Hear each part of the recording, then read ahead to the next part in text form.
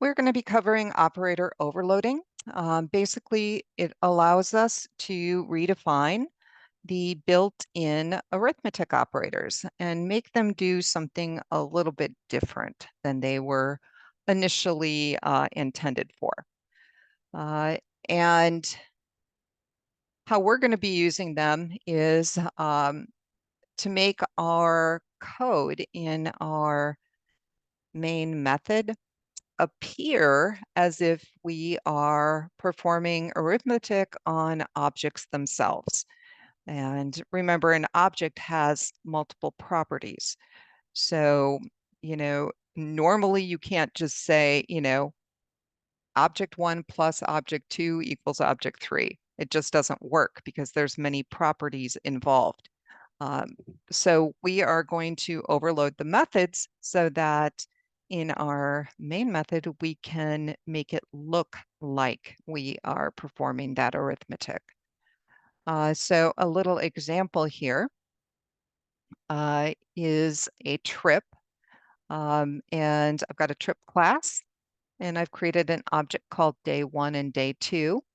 And you can see I'm using the parameterized constructor, and I have a date time property. I've got miles and I've got hours. Okay, so basically this would be what you traveled on 2 different days. Okay, and then I've got a new object called total trip. And what I'm doing is I am adding the values from my first day into total trip, and I'm adding my values from the second day into total trip. And normally that does not work, but I have overloaded the operator plus method. Okay, and that allows me to do this arithmetic. So how do you overload an operator? You have to begin with public and static. That is required.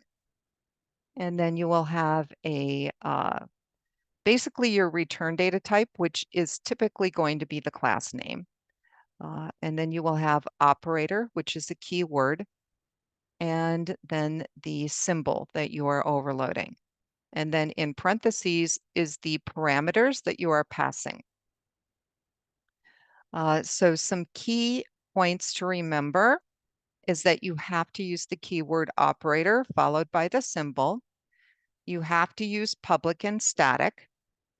And these methods cannot be virtual, abstract, override, or sealed. Does not allow that. The unary operator, which we will talk about in a minute, can have one input parameter. And the binary operators are going to have two. Usually there's one on either side of your arithmetic symbol. A binary operator would be like a plus sign, a minus sign, and you have one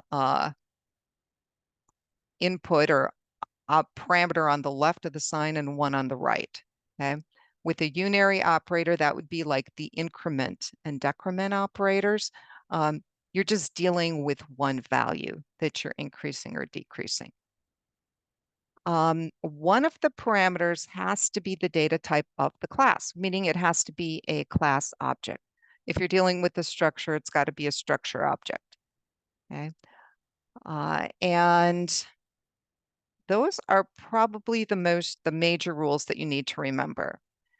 So now we're going to take a look at lots and lots of examples so you can get a feel for how to do this. So we looked at how we would do some addition here in our main method. And this is the overloaded operator plus method.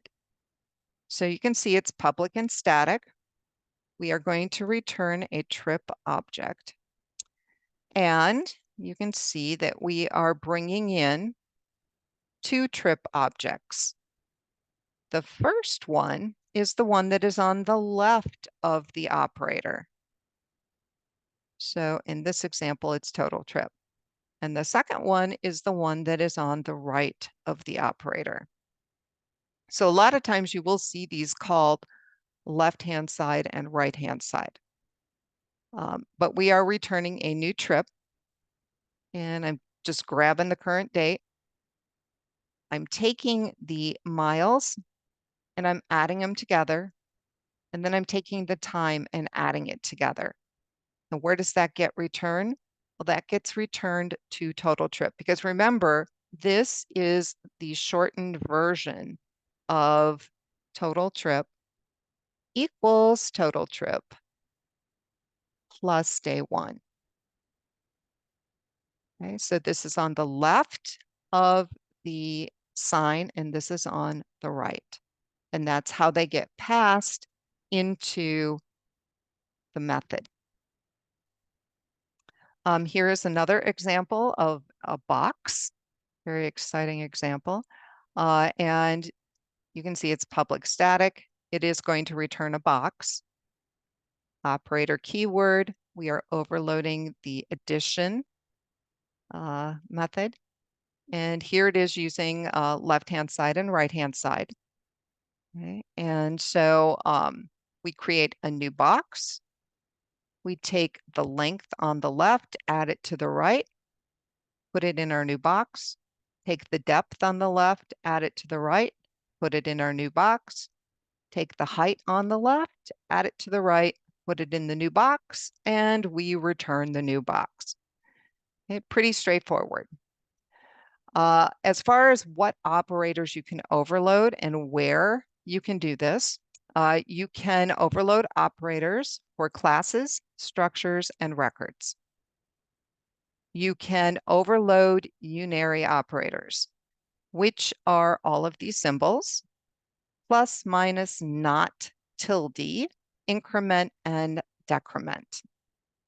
Okay, the plus is indicates a positive number, and the minus is a negative number. Okay. You can overload binary operators, addition, subtraction, multiplication, division, modulus. You can also overload comparison operators. So you can check for equality and inequality, assignment greater than, less than. If you use equality, you also have to create an overloaded method for inequality. And likewise, if you use greater than, you have to create one for less than. The compiler will require it, and you will get an error if you don't create the opposing method. Comparison operators are also binary because you will have a value on the left and the right. Conditional logical operators can't be overloaded, and you can't overload your assignment operators. However, I kind of explained how these work, because these are shortcuts for this. Okay, so if you overload operator plus, you certainly can do what I did and use plus equal. Okay, what is actually overloaded is operator plus.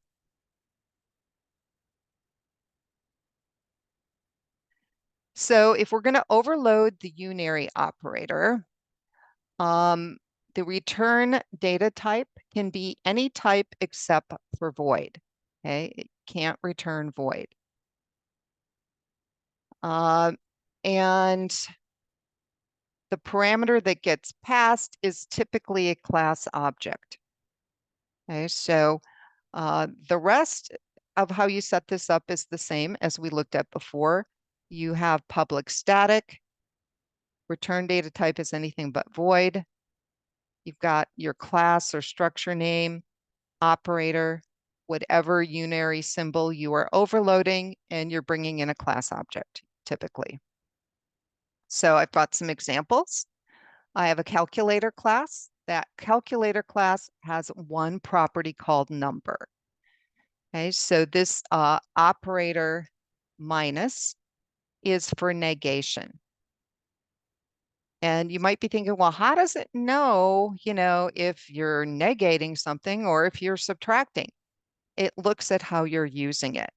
So how I'm using it is I create a class object that I'm calling N1. I set n1.number to -25, and then I have n1 equals -1, n1. So this is triggering operator minus the negation version. Okay, so what comes in this case is going to be -25. Okay, and you know, if you negate a negative, it makes it positive. So positive 25 then gets stored and returned. Okay, so now n1 is positive 25. Okay, so if this would have been a positive number, it would have returned a -1. Okay, but that's all it's doing. So it is returning the calculator object, and it's bringing a calculator object in. Here's an example with the increment operator. I have a student class. It has private fields instead of properties. Okay, and so we are increasing the number of past courses by 1, and then we are returning the student object. Okay, and you can choose exactly what you want these operators to do. If there were other numeric fields, you could choose to increase those by 1 as well. You know, it just depends on what the purpose of overloading the operator is. So how is this used in the main method? I create my student object, and then I can actually use that student object with the ++. Okay, so that is a little bit easier to understand when you're looking at, reading through code than this. Okay, and for what we're doing, you might be wondering, does the position of the increment or decrement operators matter? For what we're doing, no, because they're not being used as a condition. If you have a conditional expression, like for example, a for loop, and you are using increment or decrement operators, then the position of those operators matters. If they're before or after your index, it will affect the value. So I think I have some for loops in here. But if you take a look at a typical for loop, where are those for loops when you want them? Pretty sure I have it at the bottom. Maybe not. All right, I'll create one here. So we've got less than, let's say we have an array.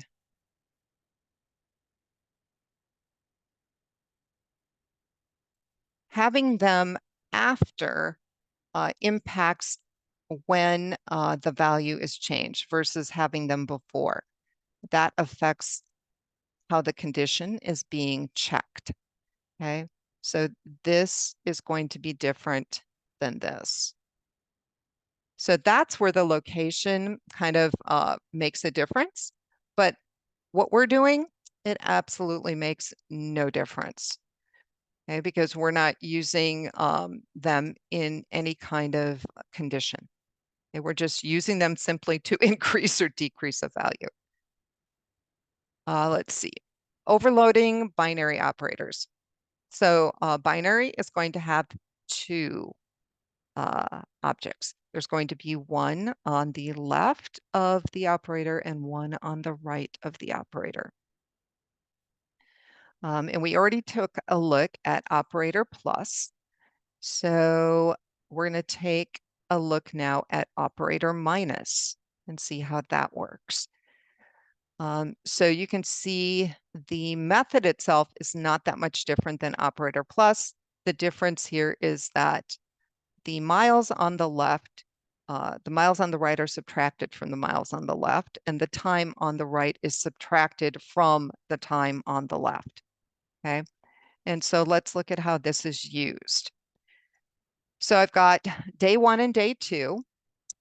And then I've got miles to destination. So this is how far you need to travel and how much time it is going to take. So I create total trip.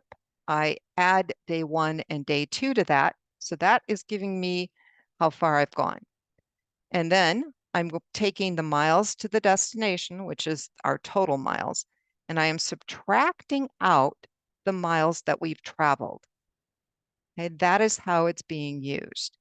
So this is going to trigger operator minus. Okay, and trip left-hand side becomes miles to destination. Right-hand side is total trip.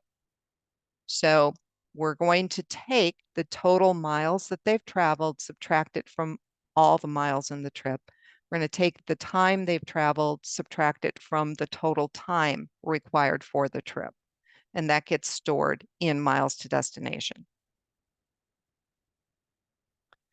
We've got a box class that is also overloading operator plus and minus. And I think we've looked at the operator plus before. So what operator minus does is it still creates a new box, but it's going to take the box on the right, the length, and subtract it from the left. The box on the right's depth and subtract it from the left. The box on the right's height, subtract it from the left. That all gets stored in the new box, and the new box gets returned. So how would we use this? So I declared 4 boxes. I got 4 box objects. And then I put values into the first box and the second box. And then for box 3, I add box 1 and box 2. So that's going to invoke operator plus. Okay, so what comes in here on the left of the plus sign is box 1. On the right of the plus sign is box 2. Okay, create a new box. I'm adding box 1 and box 2, and then I'm returning the new box. The new box becomes box 3. For the minus method, you can see I've got box 1 minus box 2.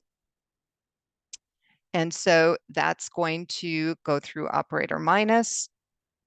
And the left-hand side is box 1. The right-hand side is box 2. So I'm subtracting box 2 from box 1, storing the results and returning them in box 4.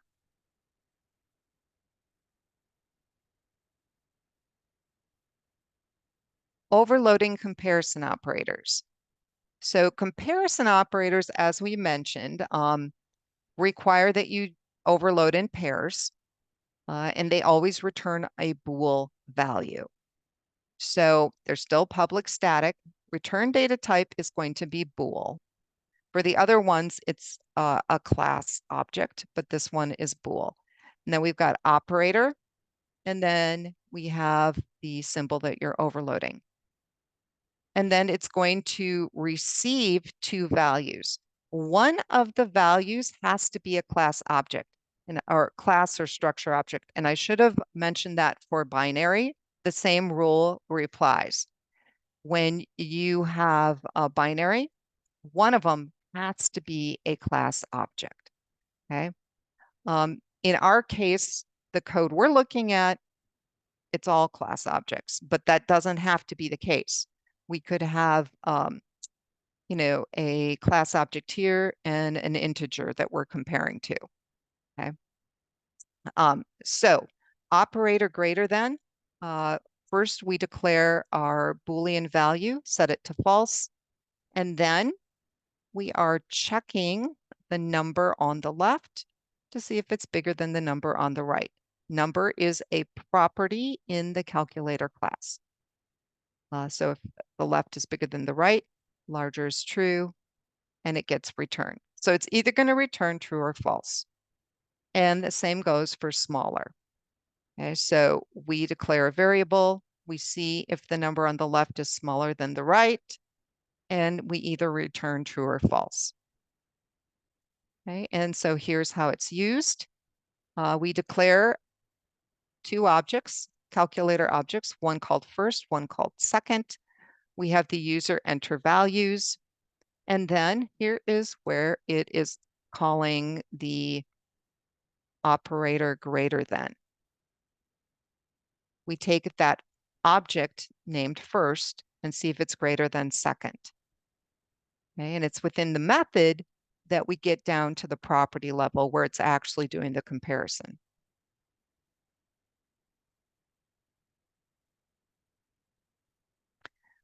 So as a side note, if you're going to overload equality operators, there is a difference between records, classes, and structures.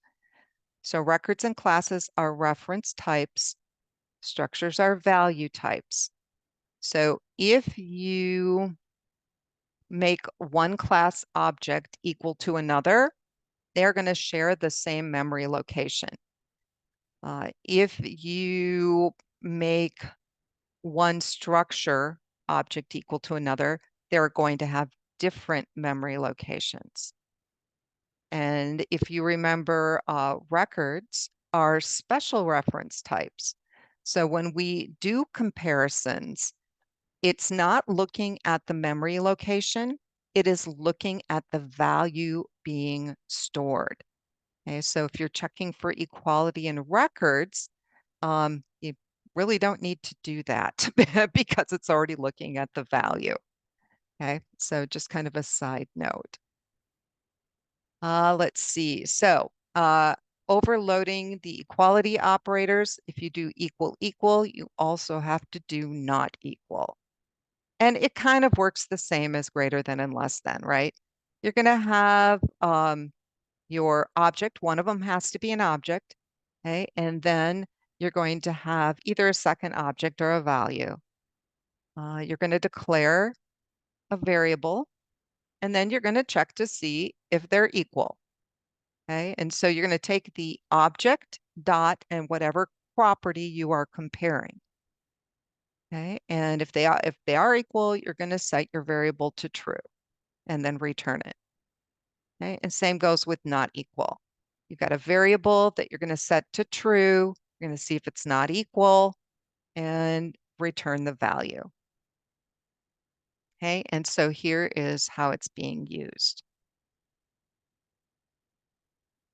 So I've shown you kind of the snippets of 3 different programs. So I thought it would probably be helpful for you guys to see the entire program. So this first one is the trip program. And you can see I'm overloading the plus and the minus here for addition and subtraction.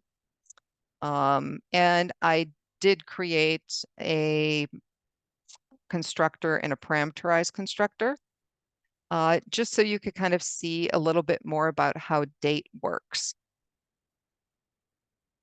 So you can see I did datetime.now that pulls in the current date. And if you wanted to set a date, if you ever use a date property, you could use new date time, and then you give it the century year, the month, and the day. Okay. So this is pretty much what we've already looked at. So we will take a look at the calculator class because there's a little bit more going on in this one. Only one property, but I have a lot more overloaded methods. So I've overloaded the negation operator, the increment operator. I've overloaded the addition operator.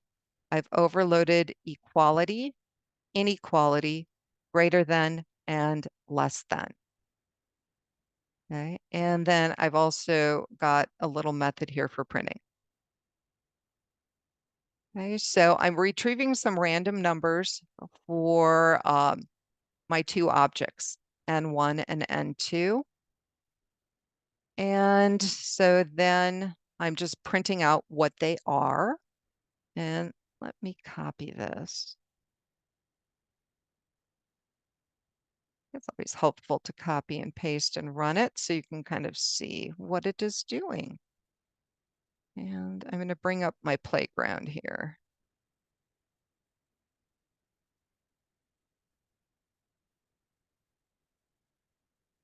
which is basically my junk file.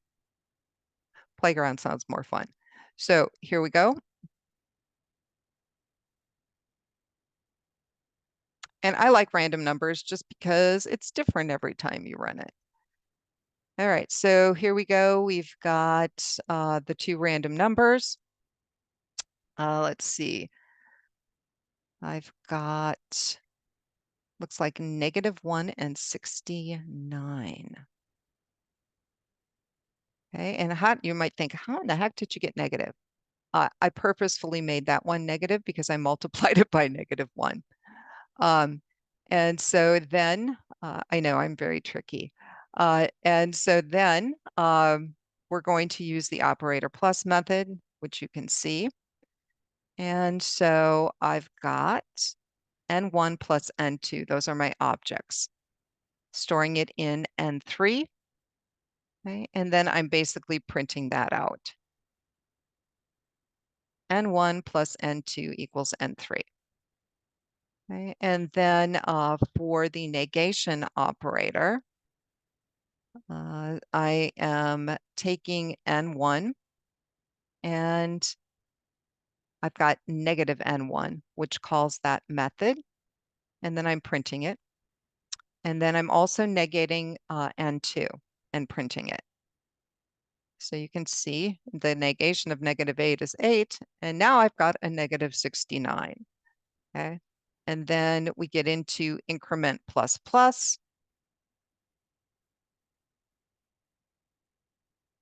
And here I just took the objects and did the plus plus with them and then printed those out. Okay, so with the plus plus, you should, value for number 1. That's interesting. We'll have to look at that a little closer. Those should have changed. Oh, they did. Okay. It was 8, it went to 9. It was -69, it went to -68. So it's fine. First, I was thinking it didn't change. So greater than, less than, equality, inequality, got new numbers for this one. Random numbers, and they're between 10 and 20. And so then we've got basically their checking is 12 equal to 12. Okay. And then we've got first equal equal second. These are each objects. And so that is triggering operator equal equal. Okay. Not equal, looking at two objects, triggering operator not equal. So this is operator equal equal. Yep, that's true. Is 12 not equal to 12? 12 not equal to 12. That should be 12 is equal. Greater than 12 is false. Less than 12 is false. Those are right. Maybe my logic for not equal is not right. Let me see. That's funny. I've never had them equal before when I've run this. All right, let's take a look. Not equal. Left and right. All right, we set it to true. If left doesn't equal the right, but it does.